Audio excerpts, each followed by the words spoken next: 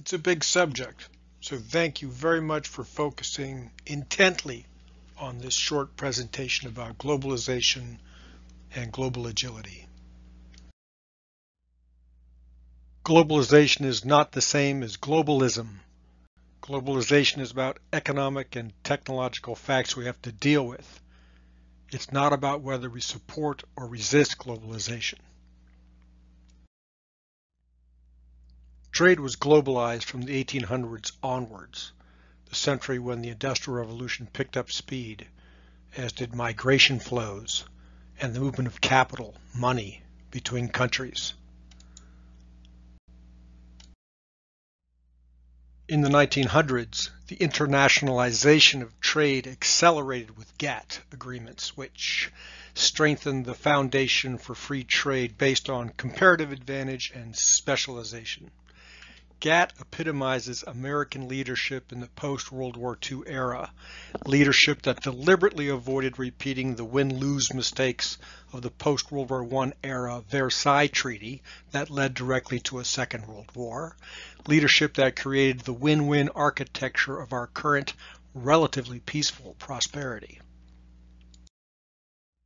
Subsequently, the structure of trade changed remarkably. Trade became less about trading goods produced in a country but not in another. It became more about trade within industries, American cars to France, French cars to the United States. And then there's the International Division of Labor and Production Processes, DIPP in French. Henceforth, products were made by teams of people spread across the world. Research and development and marketing in northern countries, factories in southern countries.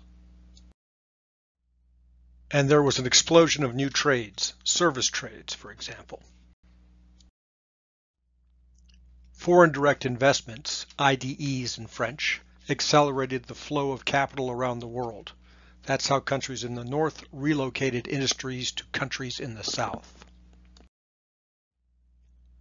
The International Division of Labor and Production Processes, IDPP or DIPP in French, and financial globalization made it possible to use capital from the north in the countries of the south.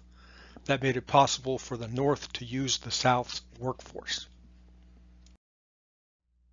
In 1995, to fix problems and advance the architecture of world trade, GATT was relaunched by the founding of the World Trade Organization. Why? Because we continue to expect benefits from providing companies with a world system of free trade, growth of market size, economies of scale, and decreasing costs. This struggle for price competitiveness is the challenge being met by today's multinational companies, FMNs in French. Following a strategy of price competitiveness, multinational companies locate their production and their employment wherever on the planet they can optimize their costs.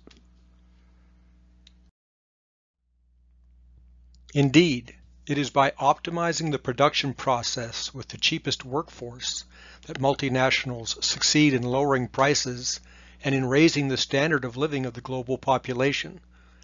It is estimated that there were 2.2 billion people living in extreme poverty in 1970 and only 705 million people in 2015. Prices go down and production goes up. Unfortunately, production is no longer high enough, nor is the standard of living. And thus, globalization has been sparking various debates for 10 years or so. Governments and anti-globalist movements blame the relocations of capital, production, and employment. Relocations that create inequalities and speed up migratory flows. And today, barriers are again being constructed between the countries in the north and the south. Developed countries accuse the countries in the south of dumping, of ecological dumping. countries are accused of tax dumping. Finally, many countries practice social dumping, favoring low wages and salaries and slashing social spending. While blaming only globalization is simplistic, it is notable that the average income of Americans has not grown since 1973.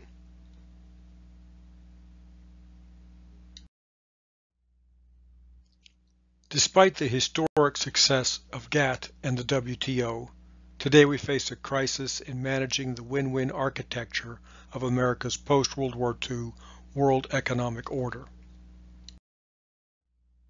And today, to govern ourselves on a global scale, we have to handle problems that go beyond our borders.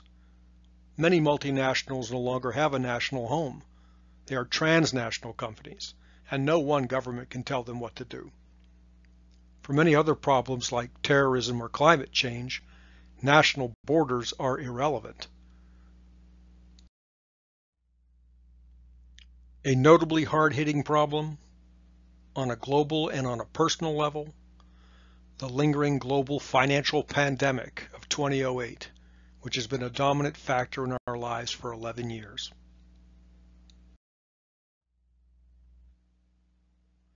And for globalists and anti-globalists alike, becoming more effective problem solvers starts with understanding globalization better, both as self-governing voters who are called upon to accept or reject our government's policies, and more importantly, as people who need to effectively pursue our own self-interest and promote our beliefs and values in the world as it is.